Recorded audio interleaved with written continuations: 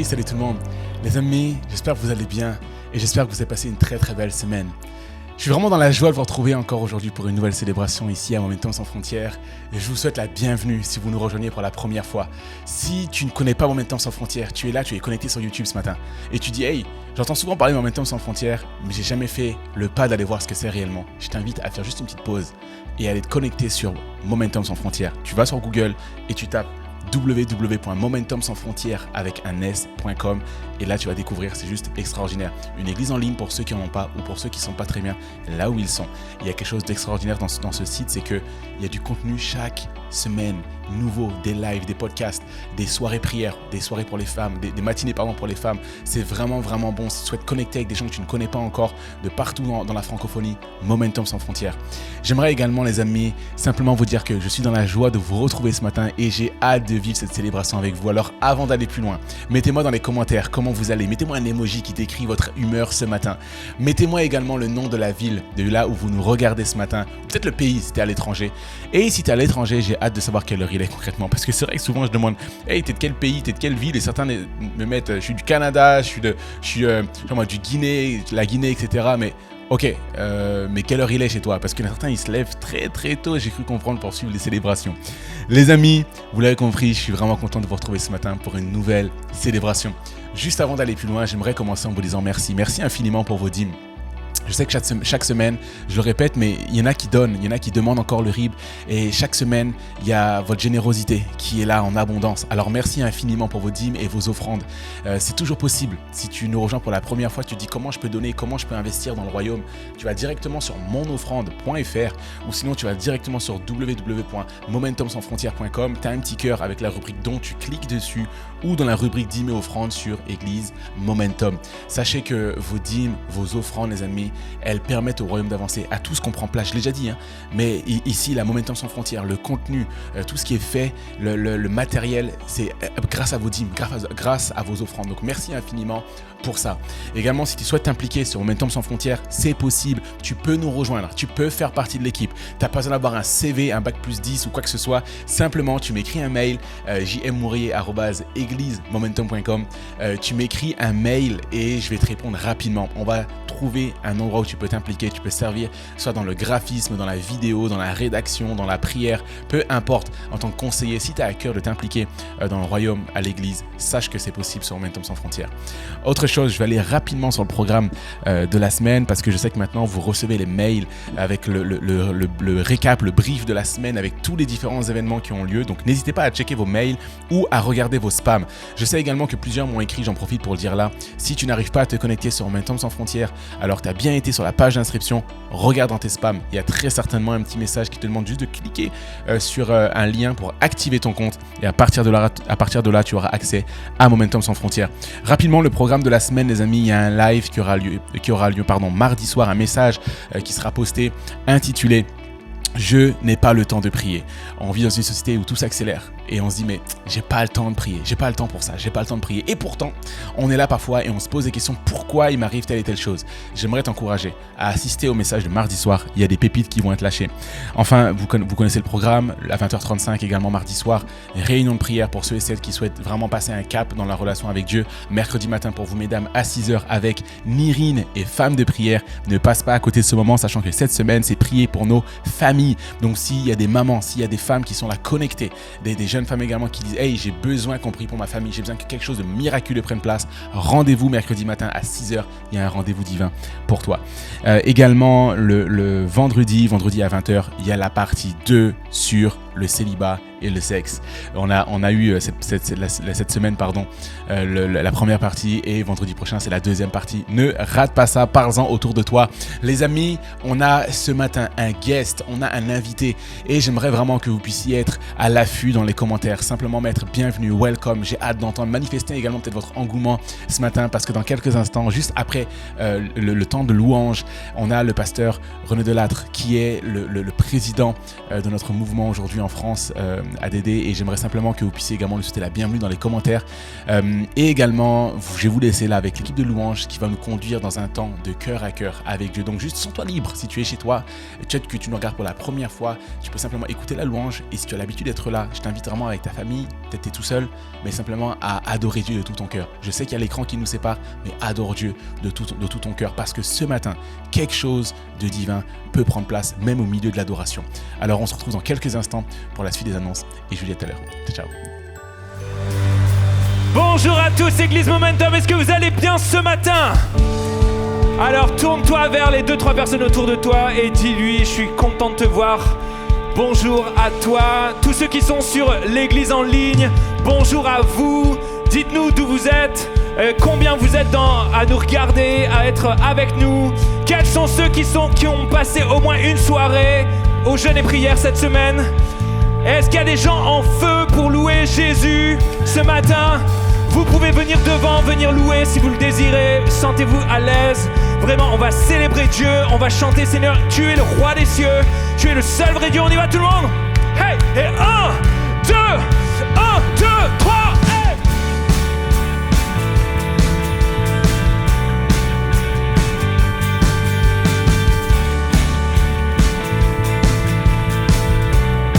Allez, on y va tout le monde. Entrons. Entrons dans sa présence avec reconnaissance, car il est le roi. Oh, sa joie brûle nos cœurs, sa paix chasse nos peurs. Oui, il est roi des rois.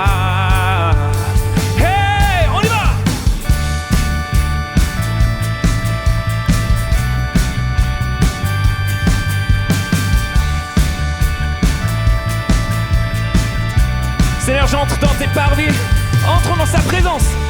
Entrons dans sa présence avec reconnaissance, car il est le roi.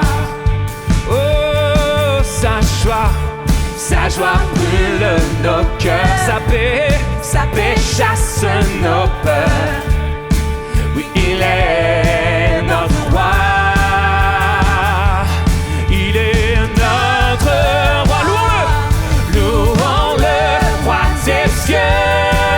Que la terre entière célèbre le roi,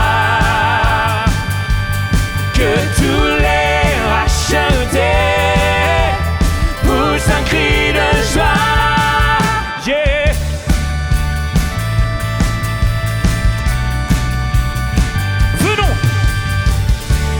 Venons dans ses parvis, à genoux devant lui, car il est le roi. Oh, c'est par ta grâce, Seigneur. Par sa divine grâce, nous contemplons sa face. Puis il est notre roi. Il est notre roi. Louons le roi des cieux. Que la terre entière célèbre le roi. Que tous les rachetés poussent un cri de louons le roi des cieux. Que la terre entière célèbre le roi. Que tous les rachetés poussent un cri de joie. Yeah! Allez, tout le monde tape des mains. Hey! Est-ce qu'il y a de la joie dans ce lieu? Alors je commence, vous répétez après moi. On y va tout le monde? Oh, oh, oh, oh. Yeah, yeah, yeah, yeah, yeah. Tu es le roi des cieux, à vous. Yeah, yeah, yeah, yeah, yeah. Tu es le roi des cieux. Oh yeah, yeah, yeah, yeah, yeah.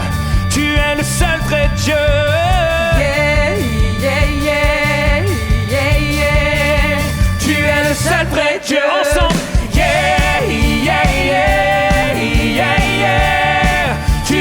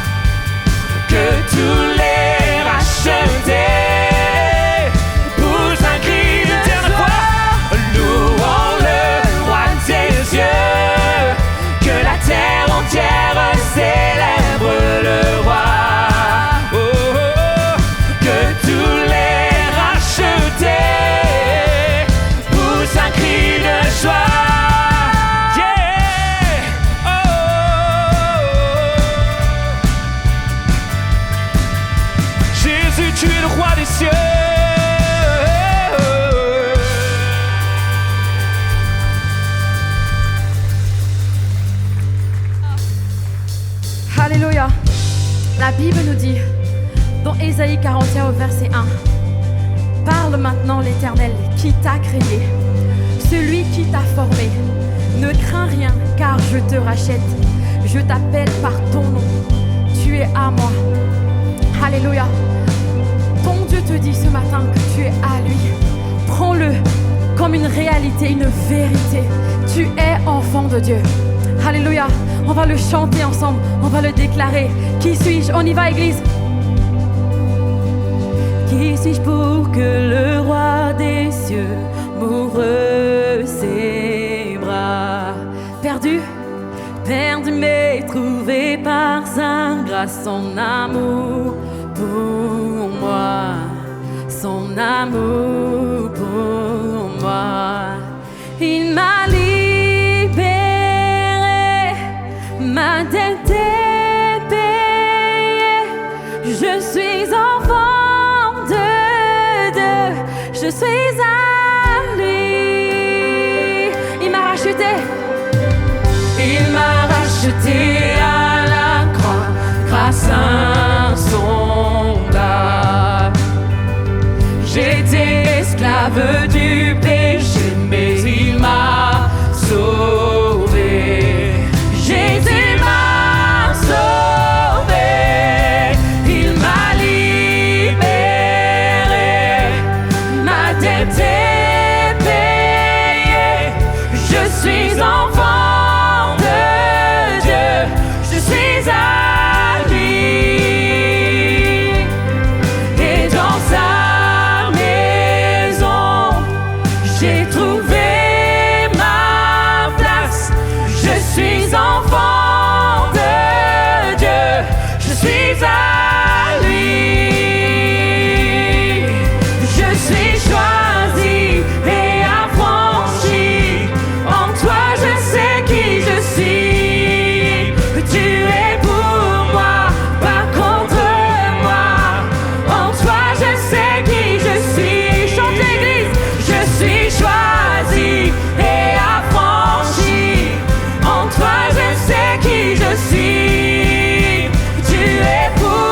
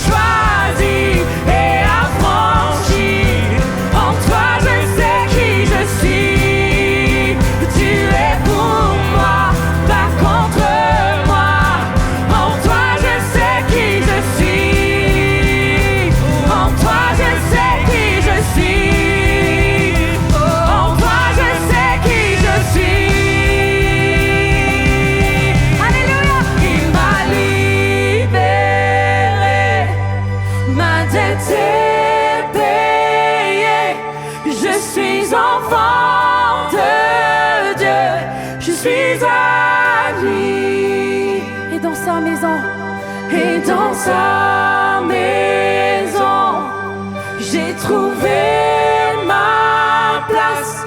Je suis enfant de Dieu, je suis à lui. Et dans sa maison, j'ai trouvé ma place. Je suis enfant de Dieu, je suis à lui. Alléluia. Merci Jésus.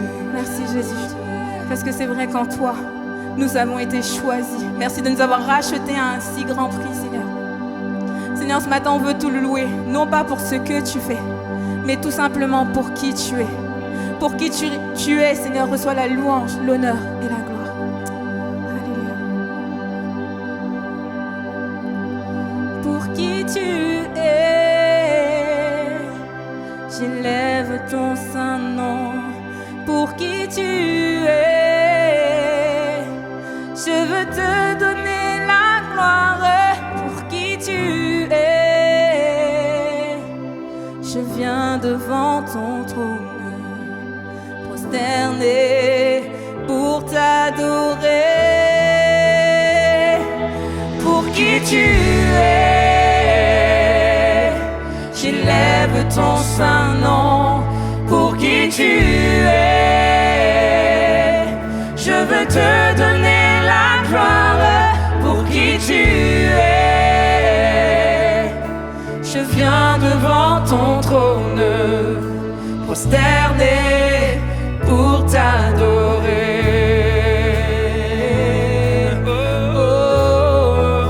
Pour t'adorer, mon roi. Jésus, déclare-le, prosterné. Prosterné à tes pieds, je viens, Jésus, devant toi. Adorer, magnifier celui qui s'est sacrifié. Quittant ton Père, quittant ton Père pour la terre, tu as laissé ta gloire. Et au calvaire, tu t'es offert. Tu es le roi de gloire. Déclare-le, pour qui tu es. Pour qui tu es, j'élève ton saint nom. Pour qui tu es, je veux te donner la gloire. Pour qui tu es, je viens devant ton trône, prosterné pour t'adorer. Oh, déclare-le, enseigne-moi. Enseigne-moi à te louer, non pas pour ce que tu fais. Apprends-moi à t'aimer malgré mes difficultés. Et même si je ne vois pas ta main posée sur moi, tu l'as promis, Seigneur. Tu m'as promis qu'à chaque pas, tu serais près de moi, Seigneur. Pour qui tu es, j'élève ton saint nom. Pour qui tu es, je veux te donner la gloire. Pour qui tu es, je viens devant ton trône,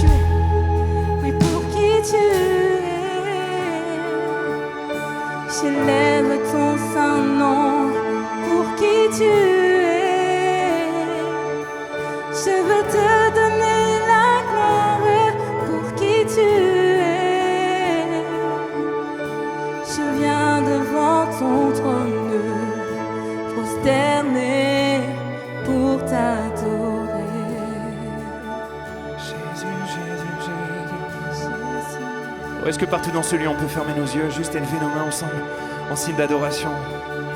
Loue ton Dieu pendant quelques instants. Dis-lui, c'est vrai, Seigneur mon Dieu, je veux pas te louer, je veux pas te chanter juste pour ce que tu fais, Seigneur mon Dieu, mais pour qui tu es, pour ton amour, pour ta grâce, pour ta miséricorde, Seigneur.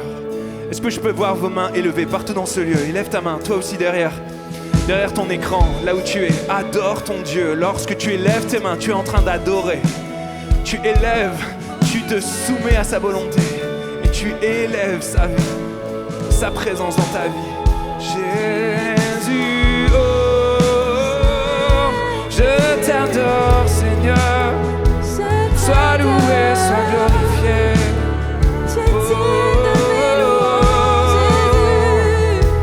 Jésus, je t'aime, Seigneur. Je t'aime, Seigneur. Je t'aime, Seigneur.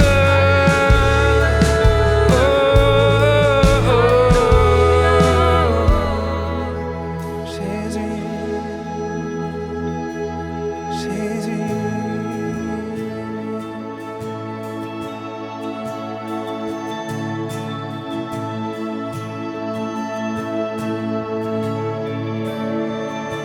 Je songe à l'infâme croix où Jésus fut meurtri pour moi. Je vois ses mains, ses pieds versés, mon sauveur au bois attaché. Son corps y est de l'âme trempée dans le tombeau fut déposé, l'entrée scellée d'une lourde pierre, le Messie seul est rejeté. On déclare le Église, au gloire. Oh, gloire au nom de notre Seigneur, gloire à son nom, à tout jamais. Nous chanterons sans fin tes louanges. Oh, gloire à toi, oh Dieu.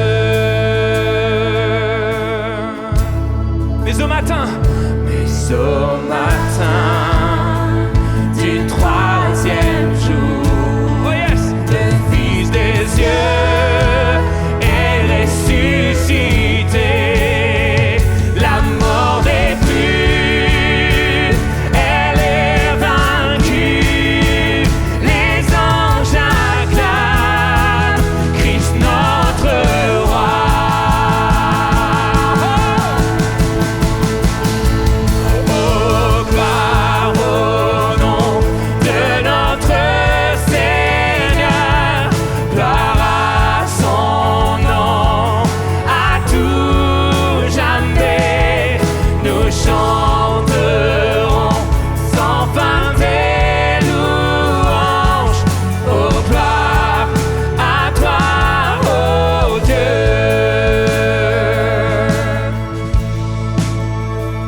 Alléluia. Quels sont ceux qui croient que Jésus reviendra pour nous chercher?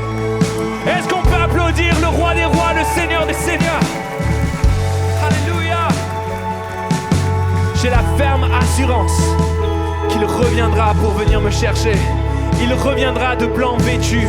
Il va percer la nuit. Il va venir te prendre.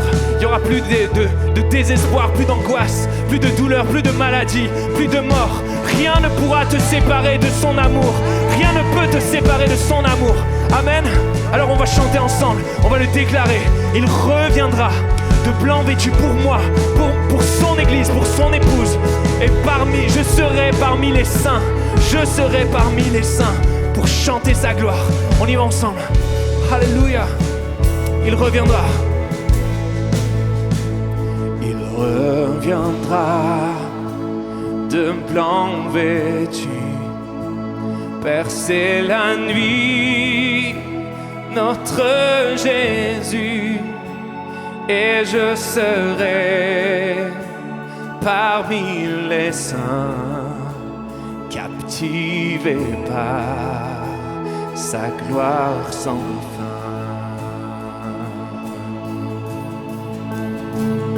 Il reviendra de blanc vêtu, percer la nuit, notre Jésus, et je serai parmi les saints, captivé par sa gloire sans fin.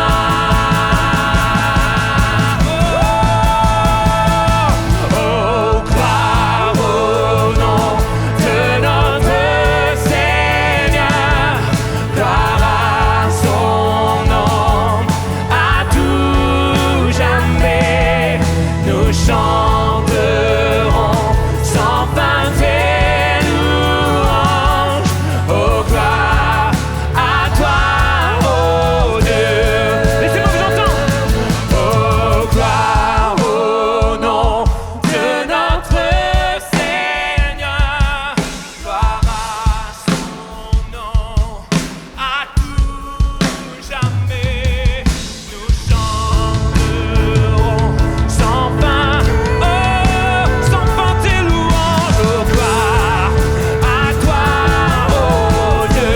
Une dernière fois. Oh, gloire au nom de notre Seigneur, gloire à son nom, à tout jamais, nous chanterons sans fin tes louanges. Oh, gloire à toi, oh Dieu. Oh, gloire à toi, oh Dieu.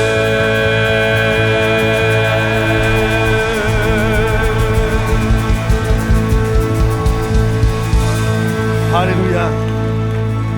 C'est bon, n'est-ce pas, quand nos cœurs explosent de louanges. La parole de Dieu nous dit que il y a eu un moment de louange dans la parole de Dieu qui est extraordinaire. C'est lorsque Paul et Silas sont en prison. C'est quelque chose que d'être en prison, les chaînes aux pieds et enfermés dans une cellule. Et la parole de Dieu nous dit que Paul et Silas faisaient monter des louanges à Dieu. Et alors qu'ils étaient en train de louer et d'adorer, alors il y a eu un tremblement de terre qui a fait littéralement ouvrir les portes des prisons. Et j'ai une théorie de pourquoi il y a eu un tremblement de terre. Je peux vous la dire? Ça m'a pris 3 ans d'école biblique pour vous dire ce que je vais vous dire. Je crois que Paul et Silas, alors qu'ils étaient en train de louer, leur louange n'était pas plaintive. C'était une explosion de louanges, à tel point que la Bible nous dit que les autres prisonniers les entendaient louer et adorer Dieu. Et je crois que la louange est montée, elle a dépassé le plafond de la prison, elle est montée jusqu'au ciel, jusque devant le trône de Dieu. Et Dieu aime la louange. Dieu aime entendre ses enfants le louer et l'adorer. Et alors que Dieu était assis sur son trône, la louange était tellement bonne, elle était tellement rythmée que Dieu a commencé à battre la mesure avec sa tête. Et c'est bon ça. Puis il a commencé à claquer des doigts. Et puis d'un seul coup, notre Dieu s'est levé et il a commencé à taper du pied. Oui, mais voilà, la terre est son marchepied. Et la terre s'est mise à trembler. Alors est-ce que vous êtes d'accord ce matin? On va faire trembler ce lieu par nos louanges et notre adoration. Alléluia. Oh, gloire! Oh, gloire au nom de notre Seigneur, gloire à son nom, à tout jamais, nous chanterons sans fin tes louanges. Oh, gloire à toi, oh Dieu. Oh, gloire à toi, oh Dieu. Une ovation à faire exploser ce plafond.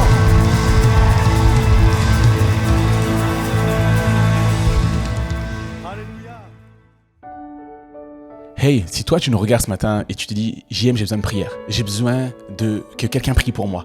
Je sais qu'il y a une réponse, il y a une réponse qui est là quelque part. Je n'arrive pas à être en paix, je n'arrive pas à recevoir quelque chose pour ma vie, pour être en paix, pour être en sécurité. J'ai un poids, un fardeau sur mon cœur. JM, j'ai besoin que quelqu'un prie pour moi, j'ai besoin de parler à quelqu'un, de me sentir écouté.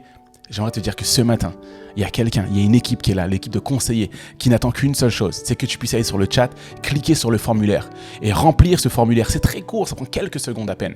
Et à l'issue de cette célébration, donc à la fin de cette célébration, il y a un conseiller ou une conseillère qui va prendre le téléphone, qui va t'appeler, qui va prendre le temps de t'écouter et prier avec toi.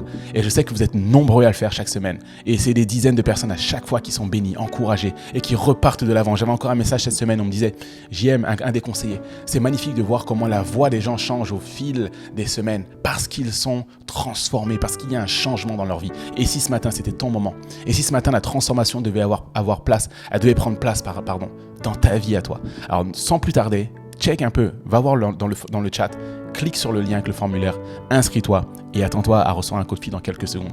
En attendant, excellente fin de célébration et à très vite. Bye bye.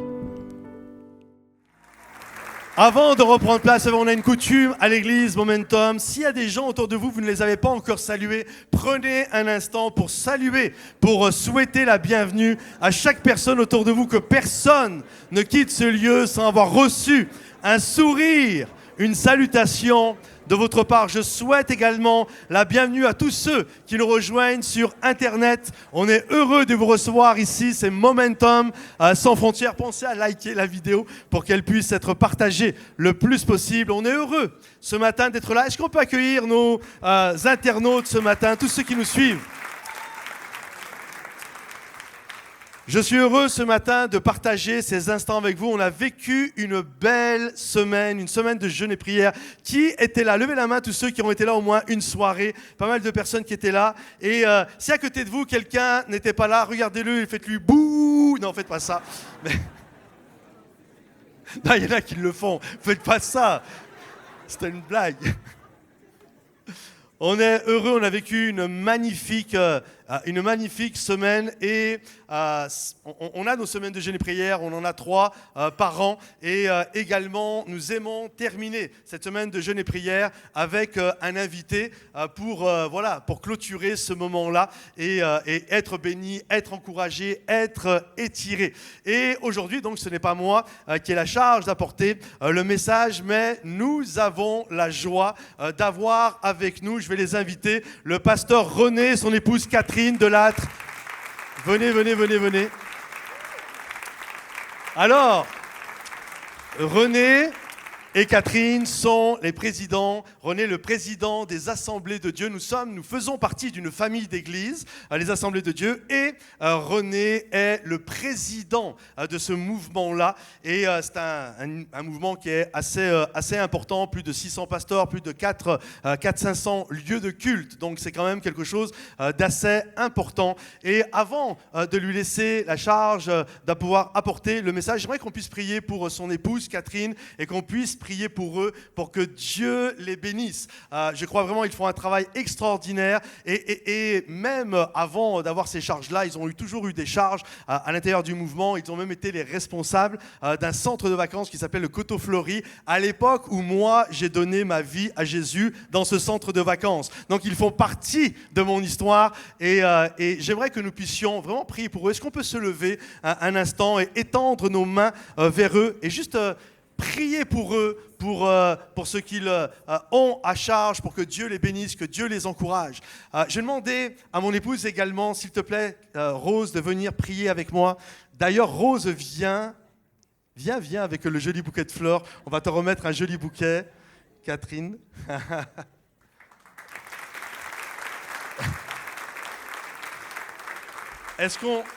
Est-ce qu'on peut prier pour eux? On étend nos mains, il n'y a rien de magique, mais juste de manière symbolique vers eux, pour que Dieu les bénisse dans le travail qu'ils ont. C'est notre Dieu, je veux te prier pour René, je veux te prier pour Catherine. Je te remercie pour qui ils sont, je te remercie pour leur consécration, je te remercie également pour la charge qu'ils ont et la capacité que tu leur donnes, Seigneur, de faire face à tout cela. On est honoré de les avoir avec nous ce matin, bénis et encouragés. Et je prie, Seigneur mon Dieu, que jour après jour, Seigneur, tes bontés se renouvellent pour eux, Seigneur. Donne leur sagesse, intelligence, Seigneur, pour mener à bien tout ce qu'ils ont à faire et qu'ils soient pour nous des sujets de bénédiction, un couple qui nous tire vers le haut, Seigneur. Merci, Seigneur mon Dieu, parce que nous savons que leur vie est dans le creux de tes mains et nous te les confions et nous te confions également ces instants dans le nom de Jésus, Père. Nous t'avons prié et que tous ceux qui veulent les bénir disent Amen et applaudissent bien fort le Roi des Rois.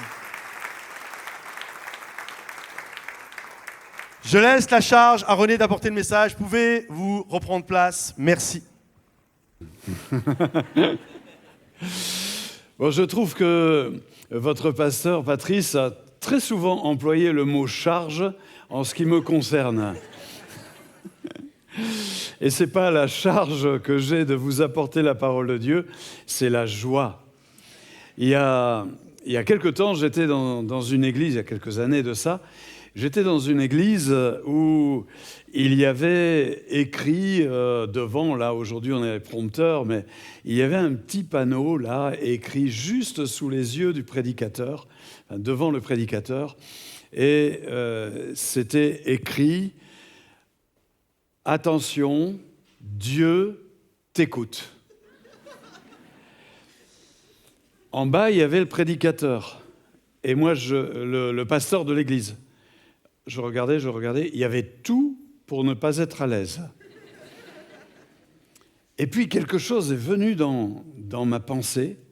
Quelques années auparavant, dans ce même endroit, cette même ville, j'étais au bord de la route avec mon sac en train de faire du stop et j'étais dans une période de ma vie où j'étais complètement loin de Dieu, quoique le cherchant, et j'étais éloigné de lui et je me dis... Il y a quelques années, je faisais du stop au bord de la route et aujourd'hui, je suis là et en plus, Dieu m'écoute et ça m'a donné une pêche. Quand j'ai raconté ça au pasteur, il m'a dit « Jamais on avait fait l'interprétation comme ça de ce panneau ». Donc, je m'appelle René Delattre avec mon épouse Catherine. Nous sommes originaires du Nord, mais vraiment du Nord du Nord. Toi aussi? De où? Non. Oh. Franchement, je reprends courage. Voilà, Dunkerque, c'est la ville. Avant, quand il y avait des petits écrans de télévision, on n'arrivait pas à la mettre. Dunkerque était au-dessus de la télé. Maintenant, il y a des grands écrans, il y a de la place pour Dunkerque. Dunkerque, c'est là que j'ai grandi. Mon épouse a grandi à Valenciennes. C'est une vraie ch'ti. Les Dunkerquois sont des Flamands. Je tiens à le préciser. Et, oui, c'est pas ch'ti, Dunkerque. Et nous avons grandi, chacun sans trop entendre parler de la parole de Dieu, de la Bible. En ce qui me concerne, chez nous, on parlait plutôt de politique. Quand il y avait des élections, je savais que tous les repas se terminaient par des éclats de voix. Et la conviction qui était chez mon père, surtout, était communiste, avec un rêve d'égalité des hommes, d'humanisme, de tout partager, de grand soir, de dictature du prolétariat, tous ces mots que j'ai entendus dans mon enfance. Même chaque 1er mai, il y avait devant ma maison une centaine de musiciens de la fanfare municipale qui venaient jouer une aubade en l'honneur de mon père, qui était citoyen d'honneur pour ses convictions communistes. Et moi, j'étais à côté, là, et j'assistais à ça. Ce qui fait que je n'ai jamais entendu parler de la parole de Dieu, de la Bible. Un jour, j'ai demandé à ma mère, parce que Jésus-Christ, les copains en parlaient, ils avaient leur religion, et j'ai dit à ma mère, c'est qui Jésus-Christ? Et elle m'a répondu, tu sais, il y a Napoléon Bonaparte, il y a Charles de Gaulle, il y a Jésus-Christ, c'est des grands hommes. C'est tout ce que j'ai appris. Mais au fond de moi, il y avait des questions. Au fond de moi, il y avait une soif. Au fond de moi, je voulais savoir, je voulais des réponses. Et c'est comme ça que j'ai commencé à chercher, à chercher dans toutes sortes de domaines, soit artistiques, philosophiques, politiques. Et puis aussi, un jour, dans une librairie, je trouve un livre, ça s'appelle « Je veux regarder Dieu en face », écrit par un journaliste d'Europe numéro 1 à l'époque, qui s'appelait Michel Lancelot. Et ce livre parlait du mouvement hippie avec une religion, loué soit Dieu. En fait, ça s'appelait « Loué soit Dieu », mais il fallait prendre que les initiales. Mais moi, ça m'a intéressé parce qu'il disait comment atteindre des niveaux de conscience qui permettaient de sortir, voyage astral, etc. Et surtout ce mouvement hippie avec des idéaux de paix. Et je me suis un petit peu engagé là-dedans. Et je cherchais Dieu.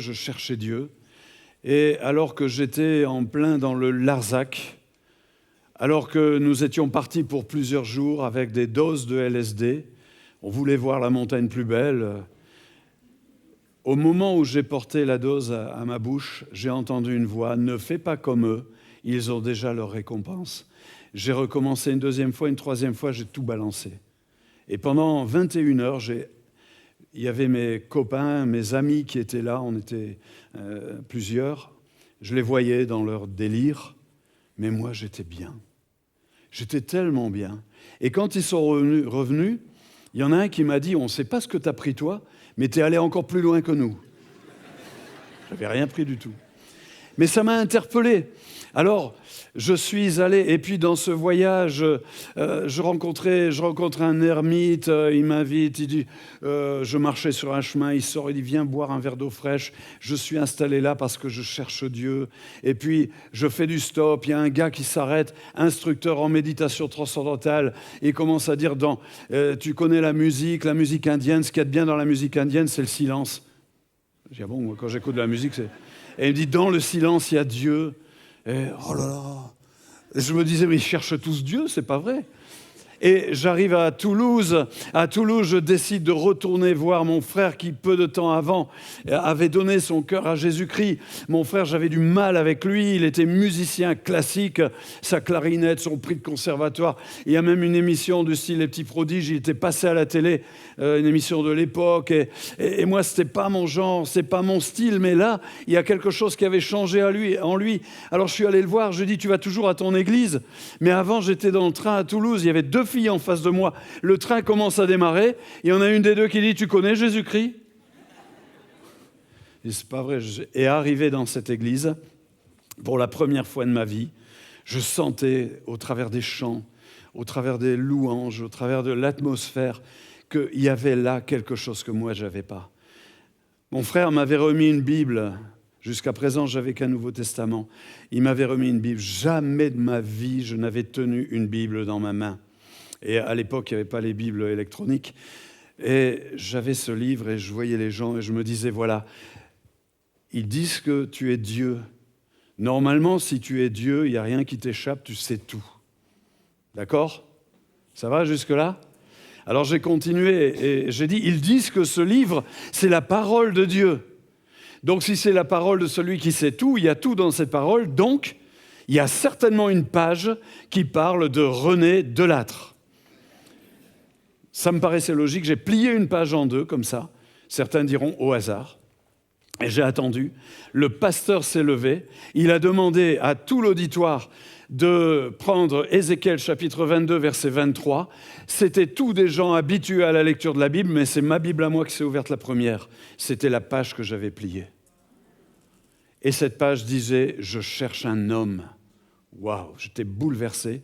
Et j'ai dit, je ne sais pas ce que sera demain, je ne sais pas ce que sera ma vie, mais désormais, elle t'appartient complètement. Et à ce moment-là, je suis né de nouveau. Et quelque part, j'ai appris que j'ai un prénom, j'ai pas aimé mon prénom parce que c'est un prénom de vieux. Je ne sais pas s'il y en a qui s'appellent René ici. J'ai toujours dit, mais pourquoi on m'a donné ce prénom de vieux ? Mais ce jour-là, j'ai appris que René, ça veut dire né de nouveau. Je suis né et je suis René. Bien, hein ? À la fac, le prof, on était en biologie, Et le prof, il avait fait sa liste pour faire des binômes. Et dans la liste, il y a 2 noms qui se suivaient, Catherine Delannoy et René Delattre. Et il nous a mis en binôme. Alors on s'est mis en binôme. Il ne nous a pas dit d'arrêter, on a continué. Et aujourd'hui, nous sommes mariés et je bénis Dieu pour ça. Si vous savez, je vous montre ça par rapport à la suite du message, à quel point Dieu connaît tout à l'avance. C'est que dans cette promo, il y avait 2 filles qui s'appelaient Catherine Delannoy. Et je remercie Dieu d'être tombé sur la bonne. Alors, vous lisez la Bible, pour certains, peut-être pour d'autres, vous la découvrez, pour certains, vous ne la connaissez pas encore, mais si vous êtes là, c'est parce que vous êtes intéressés. Il y a dans la Bible des textes qui sont quelquefois un petit peu surprenants. Et c'est un de ces textes-là que je vais partager avec vous dans Matthieu chapitre 11, verset 11, quand Jésus parle de Jean-Baptiste. Il dit « Parmi ceux qui sont nés de femmes, il n'y a pas de plus grand prophète que Jean-Baptiste. » Matthieu 11, 11. Alors jusque-là, j'ai compris. Je pense que vous aussi. Je vous répète, il y a des prophètes, il y a des petits, des moyens, des grands, et Jean-Baptiste est le plus grand parmi tous les grands. Ça va jusque-là, tout le monde a compris ? Sinon, je vous le refais. Et il ajoute, je vous le dis, le plus petit dans le royaume de Dieu, il est plus grand que Jean-Baptiste. Donc si je remets la phrase en complet, le plus petit dans le royaume de Dieu, il est plus grand que le plus grand des prophètes. Et dites-moi, le royaume de Dieu, nous y sommes, non ? D'accord ? Qui est le plus petit dans le royaume de Dieu ? Je vous pose la question. Ils n'osent pas dire. C'est peut-être moi. Regarde ton voisin un peu. Qui est le plus petit dans le royaume de Dieu ? Regarde ton voisin, ta voisine. Regarde-le bien. Non, mais regarde-le. Observe-le. Observe-le dans tous les détails. Regarde bien ses oreilles, ses cheveux, tout ça. Regarde bien. Et dis-lui, je sais qui est le plus petit dans le royaume de Dieu. Dis-lui. Allez, je sais qui est le plus petit dans le royaume de Dieu. Et maintenant, dites-lui, c'est pas toi. Le plus petit, est-ce que vous voulez le répéter avec moi ? Je suis le plus petit dans le royaume de Dieu. Je suis le plus petit dans le royaume de Dieu. Et je suis plus grand que le plus grand des prophètes. Et je suis plus grand que le plus grand des prophètes. Qui a compris cette phrase ?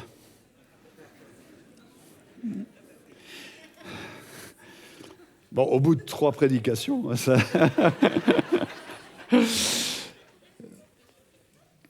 Moi, je vous avoue que ça m'a toujours posé problème jusqu'à ce que je comprenne quelque chose, que je vais essayer de vous expliquer. Un jour, j'avais un avion à prendre et quelques heures devant moi, et l'ami chez qui j'étais venait de gagner un home cinéma, un truc fabuleux avec des enceintes partout, de derrière, devant, immersion totale, grand écran. Et il me dit, il y a un film, tu verras, ce film, c'est quelque chose d'unique. C'est avec Bruce Willis. Alors, je dis en général, lui, je sais comment ça va finir. Tout va être cassé, il y aura des morceaux de verre partout, de la police partout. Et lui, au milieu de ça, il sort tout ensanglanté, mais comme s'il portait un smoking. Un peu à la James Bond, mais sans le smoking. Et je commence à regarder le film. Et tout d'un coup, je suis pris par le suspense. Mais alors, pris par le suspense, je regardais, j'avais le cœur qui battait, les mains qui s'enfonçaient dans le fauteuil. Et ça a duré comme ça tout le film. Et vers la fin, 5 minutes avant la fin, il s'est passé quelque chose dans le film. Et là, j'ai réalisé que j'avais rien compris depuis le début. Mais rien du tout. Alors, je me suis promis de regarder à nouveau ce film, et je l'ai regardé de nouveau quelques temps après. Je me suis procuré le film, et je me suis mis dans mon fauteuil chez moi, j'ai allumé le téléviseur, et j'ai commencé à regarder le film. Le suspense était là, tout était là, mais moi j'étais tranquille. Ça faisait plus boum boum, ça faisait plus que je m'enfonçais dans le fauteuil. Pourquoi, à votre avis ? Parce que je connaissais la fin. Et ce que je voudrais vous montrer ce matin, c'est que tout est différent. Vous voyez, quelquefois vous avez des amis, ils vous racontent « Ouais, t'as vu cette série ?» Et puis vous commencez à raconter. Et l'ami, il dit « Ne me raconte pas la fin. Ne me spoil pas le film. » Parce que c'est différent. Quand on connaît la fin, tout est différent. Et j'ai lu dans la parole de Dieu un texte qui dit « Mieux vaut la fin d'une chose que son commencement. » Je ne sais pas dans quelle situation vous êtes. Je ne sais pas ce que vous traversez. Mais dans nos vies, il y a quelquefois des périodes, il y a des saisons, il y a des événements qui sont là. Et on se demande comment ça va finir. On se demande comment tout ça va terminer. On se pose des questions. Et ici, le texte dit « Mieux vaut la fin d'une chose que son commencement ». Mais comment expliquer ça? Il y a un autre texte où Jésus parle et il dit « Je suis l'alpha et l'oméga, je suis le commencement et je suis la fin ». Ça veut dire que si Jésus est au commencement, alors il est aussi la fin. Et la fin d'une chose, avec Jésus, vaut mieux que son commencement. Si Jésus est dans ta situation, et tu peux l'inviter, si Jésus est dans ce que tu traverses, si Jésus est dans ta saison, dans ta période, alors il sera la fin. Et la fin d'une chose vaut mieux. Alors, si tout est différent, je crois que ça vaudrait quand même le coup qu'on aille un peu plus dans les détails. Et j'ai trouvé des exemples dans la Bible. Par exemple, un homme qui s'appelle Élie. Élie, c'est écrit qu'un jour, il est allé dans le désert. Après une journée de marche, il s'assit sous un genêt et il demande la mort en disant « C'est assez, prends mon âme, je ne suis pas meilleur que mes pères. » Élie, on le voit, il marche un jour de marche. Et au bout de cette journée de marche, et le soir, certainement, il s'assoit sous un genêt. Et peut-être que comme tous les soirs, il se dit « Je vais prier avant de m'endormir ». Et il prie, et il fait une chouette prière, « Seigneur, je veux mourir ». Heureusement qu'il y a des prières que Dieu n'exauce pas. Hein. Mais c'est peut-être pas une prière si exceptionnelle que ça. Peut-être que certains l'ont faite, cette prière, un jour. Ou si vous n'avez pas dit « Seigneur, je veux mourir », peut-être vous avez dit « J'en peux plus. J'arrête, j'abandonne, je laisse tomber, je ne vais pas plus loin. C'est pas la peine, ça ne sert à rien. » Et tu as fait comme Élie, en quelque sorte, tu t'es assis sous un genêt et tu as commencé à dormir. Vous avez remarqué qu'il dit « Je ne suis pas meilleur que mes pères ». Ça veut dire que tout ce qu'il avait vécu dans le passé, ça ne lui servait à rien aujourd'hui. Il avait vécu des grandes victoires. Un jour, il s'était trouvé devant 850 prophètes qui le menaçaient, qui le provoquaient, qui le défiaient. Et lui, tout seul avec son Dieu, il a réussi à les calmer. Spurgeon disait « Un homme avec Dieu, c'est toujours une majorité. » Amen. Et il avait vécu ça, Élie. Mais là, parce qu'une femme, Jézabel, la femme du roi, était en train de l'intimider, de le menacer de mort, alors il a peur. Il s'enfuit. Toutes les expériences qu'il a vécues dans le passé ne lui sont d'aucun secours aujourd'hui. Il ne connaissait pas la fin. Mais s'il avait connu la fin, qu'est-ce qu'il aurait vu s'il avait connu la fin? Il aurait vu deux choses dans le ciel. Deux choses qui se préparaient dans le ciel. Tout d'abord, dans la boulangerie. Ouais, il y a une boulangerie au ciel. Et dans la boulangerie du ciel, on préparait un gâteau spécial. C'était le gâteau réservé pour Élie. Dans la boîte, c'est écrit Élie. Et puis le boulanger s'est dit, tiens, je vais en faire un deuxième, on ne sait jamais. Il en fait un deuxième. Et tout à coup, on voit l'ange de l'Éternel. Et dans la Bible, l'ange de l'Éternel, c'est Jésus, qui prend les deux gâteaux et hop, il va rejoindre Élie sous le genêt. Alors imaginez Élie sous le genêt en train de dormir. Je ne sais pas s'il ronflait, mais il dormait bien. Et l'ange de l'Éternel le secoue. Élie, réveille-toi. Et il lui donne le gâteau à manger. La Bible ne dit pas que Élie était étonné. Moi, je sais que si, dans ces conditions, je me serais réveillé, « Waouh, l'ange de l'Éternel, mais qu'est-ce que tu fais là? Et pourquoi? Et si Non, lui, tranquille, il prend le gâteau, il le mange et il se rendort. Franchement, vous arrivez vers un ami vous le réveillez, vous lui offrez un beau gâteau pour lui faire plaisir, il le mange et il se rendort. Bonjour la politesse, hein. Mais l'ange de l'Éternel, Jésus, le réveille à nouveau et lui donne un deuxième gâteau. Il le mange.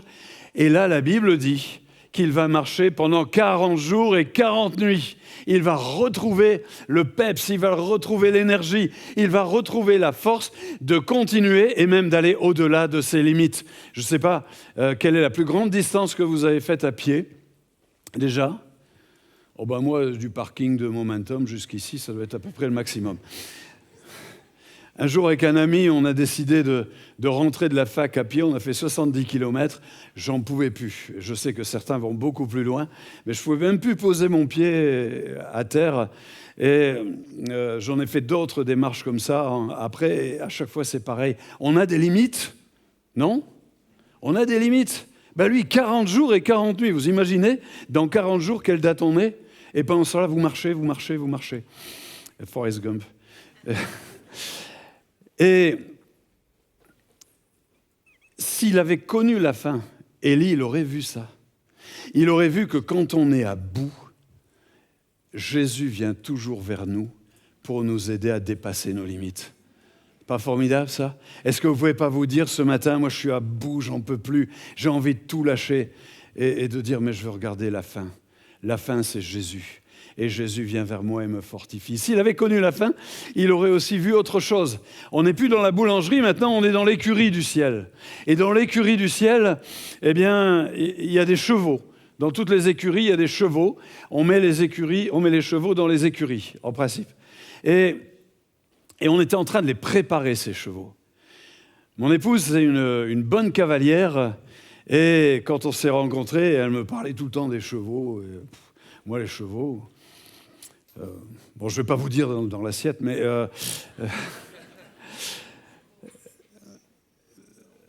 Et elle disait, je suis sûr qu'au ciel, le Seigneur me confiera ses chevaux. Je veux m'occuper des chevaux du Seigneur dans le ciel. Moi, j'étais plutôt moto. Alors, je sais qu'ici, vous aimez Motomentum. Et moi, je me dis, mais je m'occuperai des motos du Seigneur, mais je ne sais pas s'il en a. Alors... Et peut-être parce que ce que j'ai remarqué, c'est que les chevaux dont il est question là, c'est des chevaux de feu. Une moto, chevaux de feu, c'est pas mal.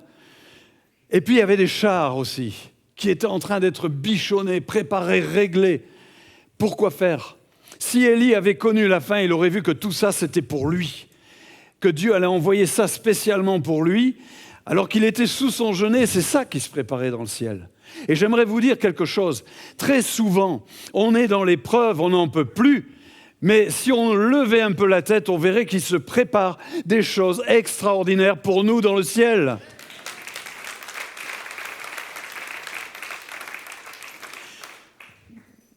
Au cours de mon ministère, j'ai eu l'occasion d'aller toutes les semaines dans une maison de retraite où j'allais apporter la parole de Dieu aux résidents. En même temps, j'étais le directeur de ce fameux Coteau Fleuri. Et quand il y avait les camps, tout ça, c'était génial, mais on ne voyait pas les coulisses. Et dans les coulisses, j'avais d'énormes problèmes avec la sécurité des bâtiments, avec l'administration. Et évidemment, pour faire les travaux, il faut de l'argent. Et un jour, je suis entré là, dans ce lieu où j'allais apporter la parole de Dieu à ces personnes âgées, et j'étais mal, j'étais chargé.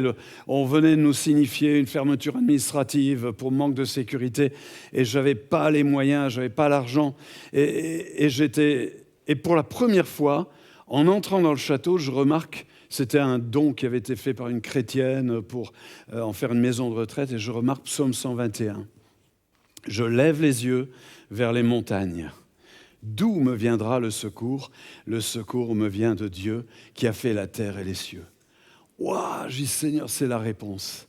Et ça a été pour moi quelque chose qui m'a fait du bien. Quelque temps après, quelqu'un vient me voir en disant, il y a dans mon église un couple qui m'a dit de te donner ça. Il me remet un petit sac. J'étais dans une rencontre de pasteurs à Limoges. Et il me remet ce petit sac, et je secoue, ça faisait un peu de bruit.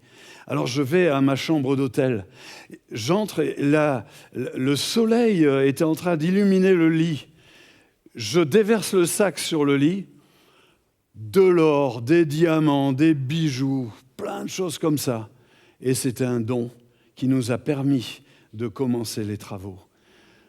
Quand on est dans les problèmes, dans les difficultés, Dieu est en train de préparer quelque chose d'extraordinaire, quelque chose auquel on ne peut même pas penser. Quand on est devenu chrétien, Catherine et moi, les études, c'était plus la perspective, c'était plus possible. Alors on a arrêté et on s'est retrouvés au chômage, mais sans droit au chômage. On a commencé à chercher du travail. Et toutes les portes auxquelles on frappait se fermaient. Soit on avait trop avec un bac, soit on n'avait pas assez, ou soit il n'y avait plus de place. Et on cherchait tous les jours, tous les matins, on se mettait en route, refus sur refus. Et puis un jour, il nous a pris d'aller à l'académie. Et à l'académie, on a posé la question à la dame qui était à l'accueil, est-ce que vous auriez besoin d'enseignants ? Parce que nous, on cherche du travail, on a le bac, avec ça, on pouvait commencer. Et la dame nous a dit, montez vite. Et on est monté. Là-haut, on a été accueillis. Et la personne nous a dit, oui, vous voulez commencer quand ? Et on a appris que la veille que nous passions à l'académie, la veille, il y avait eu des manifestations de parents d'élèves parce qu'il y avait dans la région 2 écoles où il manquait dans chacune un enseignant. Il manquait 2 enseignants. Et nous, on arrive et il nous pose la question, vous voulez commencer quand ? Vous voyez, quand il se passe quelque chose, Dieu prépare quelque chose d'extraordinaire. Amen. Quand on connaît la fin, alors les choses sont complètement différentes. Je vais vous emmener vers un autre. Vous aimez le livre d'Esther ? Qui connaît le livre d'Esther ?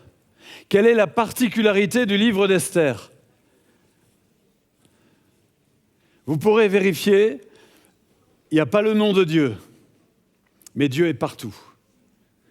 C'est exactement ce qui se passe dans nos vies. Il est là, il est présent, même si on ne le voit pas. Esther, c'est une jeune juive en déportation, et un jour, elle a été amenée à un drôle de casting. Il s'agissait de choisir une femme pour l'empereur, pour son harem. Et elle a été choisie. Elle est même devenue la préférée du roi, la reine. Et pendant ce temps-là, il y a 2 hommes qui ont voulu attenter à la vie du roi. Et le cousin d'Esther, qui s'appelle Mardoché, a entendu ces hommes comploter. Il est allé le dénoncer, le complot, et la vie du roi a été sauvée, mais on a oublié Mardoché. Le roi était très mal entouré. Il a nommé un nouveau Premier ministre. C'est actuel, ce que je dis là. Il a nommé un nouveau Premier ministre, Aman, qui était un homme avec un mauvais état d'esprit. Et il a voulu faire voter une sorte de décision royale que quand le roi passe quelque part, on s'agenouille devant lui et on l'acclame. Et Mardoché, lui, il se mettait à genoux uniquement devant Dieu. Il se mettait à genoux devant personne. Donc il a refusé de faire ça. Et Aman a commencé à avoir de la haine. Il sentait la colère monter. Qui est celui-là qui me résiste ? Et puis de toute façon, c'est un juif et tout le peuple, il faut s'en débarrasser. Et il est allé voir le roi. Il a dit, tu sais, roi, ou vous savez, votre majesté, on va avoir des problèmes avec ces gens-là. Il faut s'en débarrasser. Et le roi a dit, d'accord, on va s'en débarrasser. Et là, Aman, il a décidé de faire une potence pour pendre Mardoché. Et Mardoché, à ce moment-là, il a vu que la décision était prise, il n'y avait rien à faire. Ça arrive dans nos vies que l'on se trouve dans des situations où il n'y a rien à faire. C'est un verdict médical, c'est une situation professionnelle, ça peut même être dans la famille, dans le foyer. Il n'y a rien à faire, c'est comme ça, on y va tout droit et rien ne nous évitera de nous y retrouver.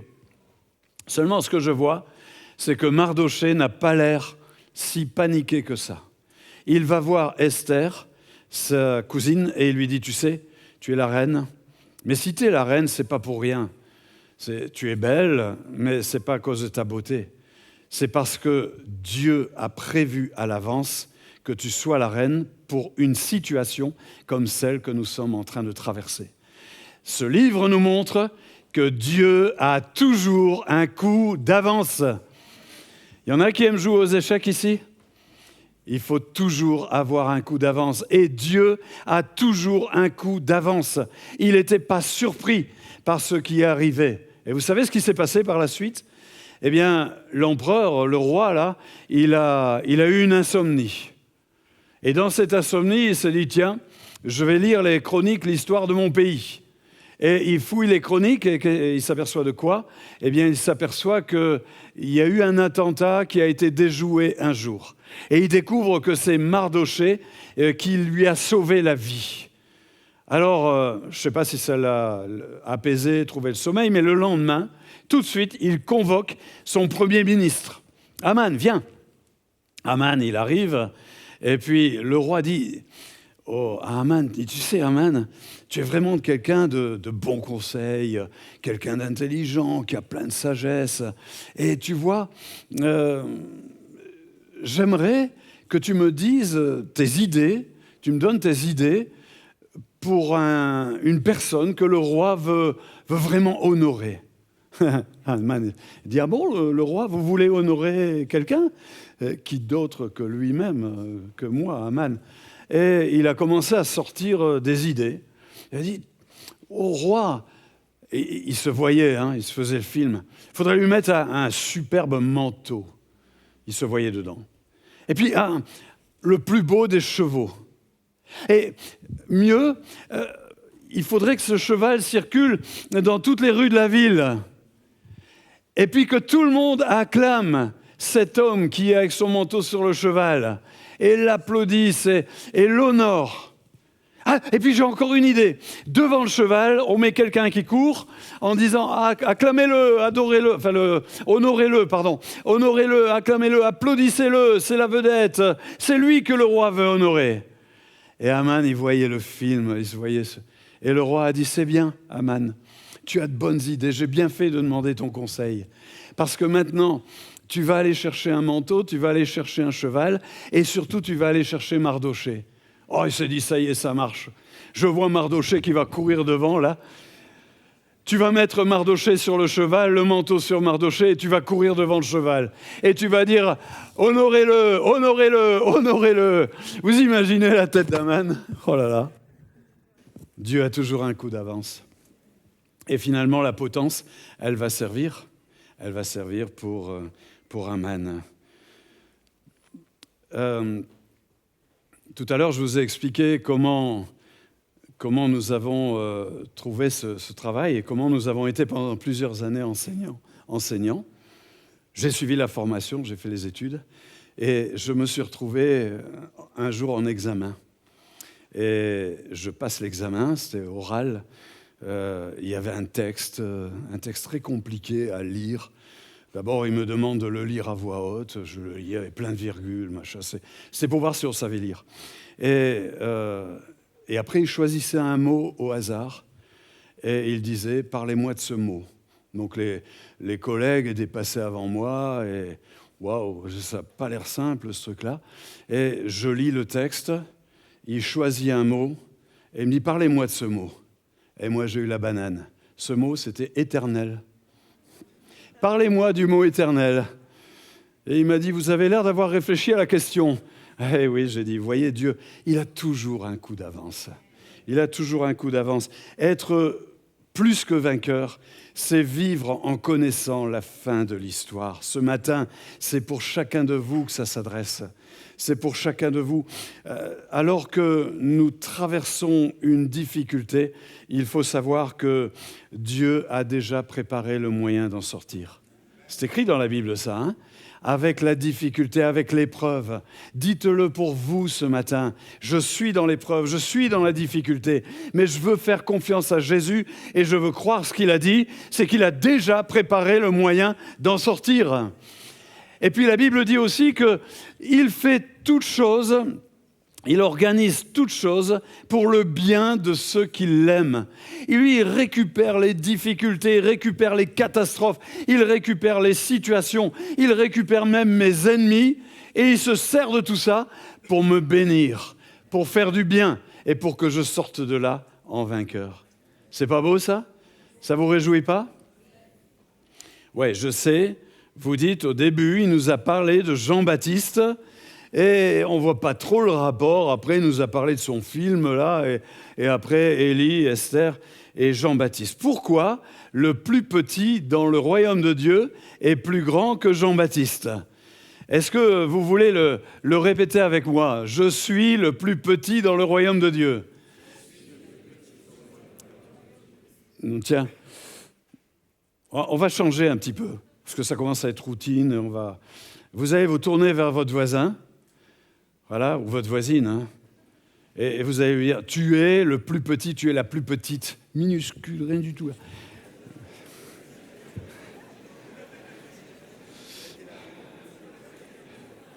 Et vous allez ajouter, mais moi, je suis encore plus petit que toi.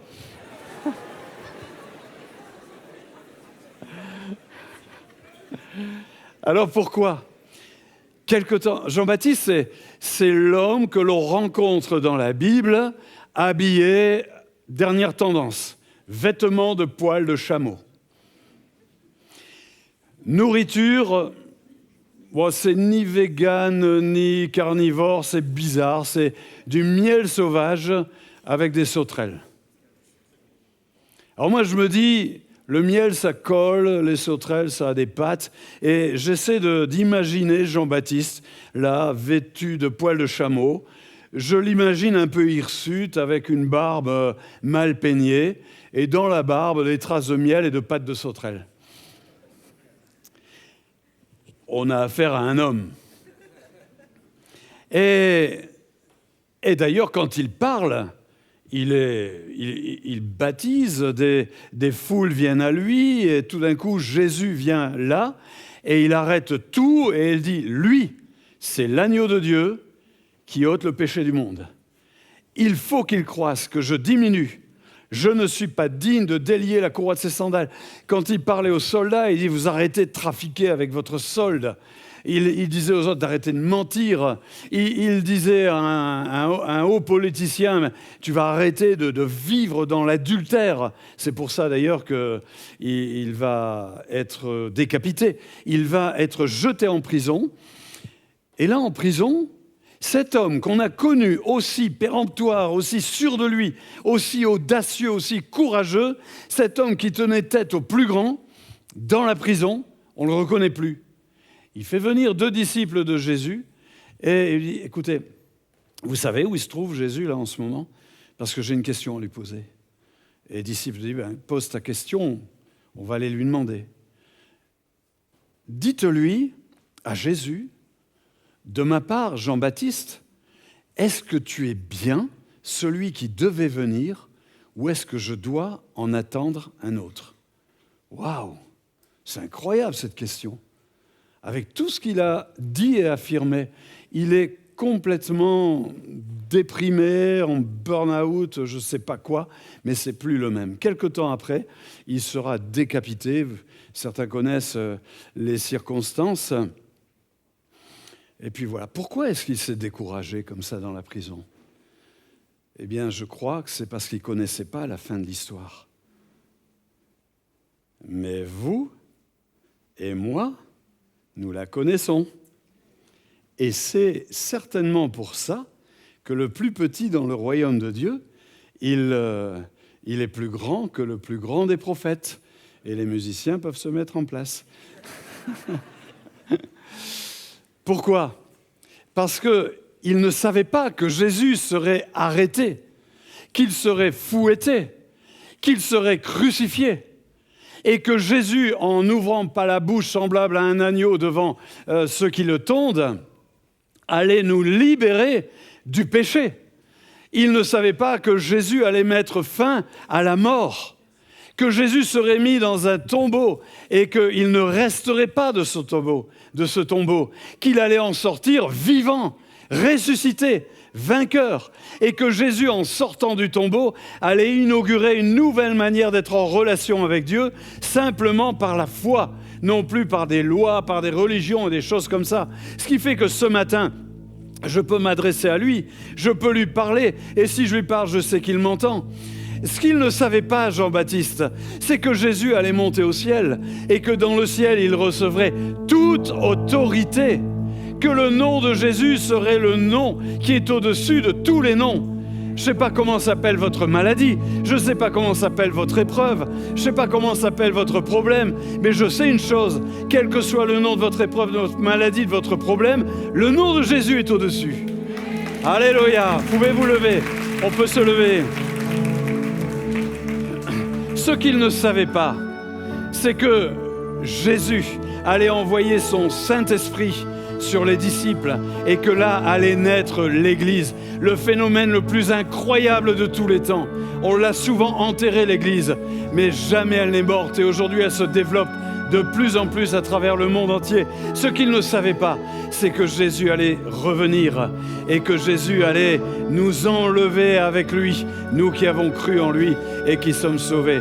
Jean-Baptiste ne savait pas ça, mais vous et moi, nous le savons. Et je crois que ça mérite qu'on puisse élever nos voix, le louer, le célébrer avec Dan et aussi le chanter. Si vous voulez venir devant, prendre position en disant maintenant, je suis dans l'épreuve, mais je sais que la fin de mon histoire, c'est Jésus. Venez devant, prendre position et proclamer la fin de mon histoire, c'est Jésus. Et je connais la fin de l'histoire et je suis dans la paix, je suis dans la joie, je suis dans la victoire. Jésus. Amen.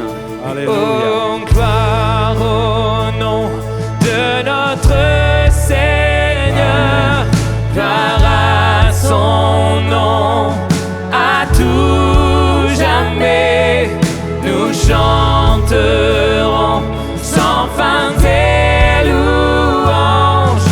Oh, gloire à toi, oh Dieu. On le rechante ensemble, oh gloire. Oh, gloire au nom de notre Seigneur, gloire à son nom, à tout jamais, nous chanterons sans fin tes louanges. Oh, gloire à toi, oh Dieu.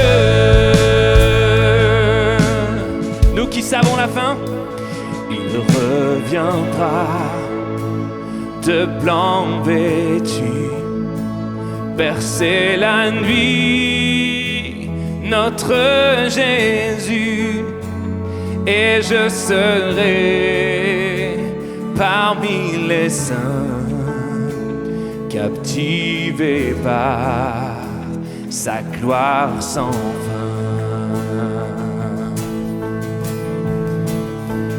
Il reviendra de blanc vêtu, percer la nuit, notre Jésus, et je serai parmi les saints, captivé par sa gloire sans fin.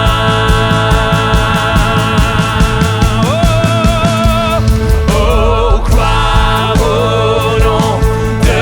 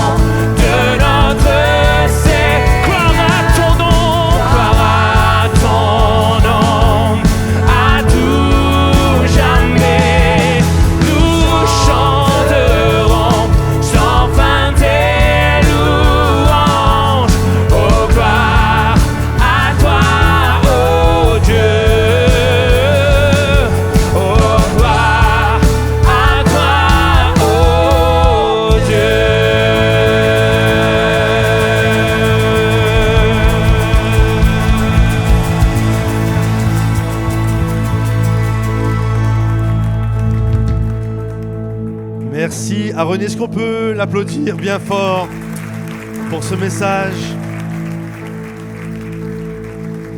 Combien croient que Dieu connaît la fin de l'histoire? Est-ce qu'il y en a qui croient que Dieu connaît la fin de l'histoire? Je crois vraiment en cela. Vous pouvez reprendre vos places. Je crois que la parole de Dieu nous dit « Mon Rédempteur se lèvera le dernier sur la terre ». Ce n'est pas ta maladie qui va se lever en dernier. Ce ne sont pas tes problèmes. C'est notre Seigneur qui va se lever en dernier. Alors, gloire à son nom. Est-ce qu'on peut l'applaudir encore bien fort? Comme je dis régulièrement, et ça me fait toujours sourire de le dire parce que je le dis un peu comme un enfant, j'ai lu la Bible jusqu'à la fin et à la fin, c'est nous qu'on gagne. Yes, merci vraiment au pasteur René Delade pour ce message vraiment encourageant. Les amis, j'espère que vous aussi, vous avez été bénis par ce message. Et si tu as été béni par ce message, j'aimerais que tu puisses le mettre dans les commentaires maintenant. Mets dans les commentaires à quel point du message, quelle partie de la célébration t'a percuté, t'a parlé ce matin. Et les amis, je sais que là, on va arriver à la fin de la célébration, mais j'aimerais m'adresser à quelqu'un ce matin. Si tu as là, maintenant, un fardeau sur ton cœur, tu as été touché par un point du message et tu aimerais que quelqu'un prie pour toi, ne quitte pas cette réunion. Je sais que vous avez été nombreux la semaine passée à le faire, à cliquer sur ce fameux formulaire. Clique sur le formulaire qu'il y a dans le chat. Il y a une équipe de conseillers qui est là, présent en ce moment même, dans un bureau, dans une salle à l'église Momentum, qui n'attendent qu'une seule chose. Prendre le téléphone, t'appeler, et passer un temps avec toi dans la prière, à t'écouter, mais également à prier, t'encourager et afin de te bénir également parce qu'ils vont recevoir de Dieu pour ta vie. Alors simplement, j'aimerais t'encourager. Va checker un peu le chat, clique sur le formulaire et dans quelques secondes, quelqu'un va t'appeler et prendre ce temps de prière avec toi. Les amis, j'espère que vous avez été bénis. Je le rappelle, merci infiniment pour vos dîmes et vos offrandes. C'est toujours possible de donner sur monoffrande.fr. Sur eglisemomentum.com dans la rubrique Dîmes et offrandes ou sur Momentum sans frontières dans la rubrique c'est même pas une rubrique, c'est un petit cœur, tu cliques sur le cœur don et là c'est toujours possible de donner. Et également pour t'impliquer, c'est simple, si tu souhaites t'impliquer sur Momentum sans frontières, tu m'écris un mail jmmourier@eglisemomentum.com. Pareil, je sais que je l'ai pas dit en introduction, mais si tu souhaites prendre ton baptême, tu nous regardes maintenant depuis quelques semaines et tu dis hey, j'ai hâte de prendre mon baptême, je souhaite me faire baptiser, c'est possible. Tu m'écris un mail, je te rappelle et on prend un rendez-vous ensemble. Passez une excellente semaine les amis, il fait beau, profitez-en pour sortir, pour connecter et je vous dis à dimanche prochain. Bye bye.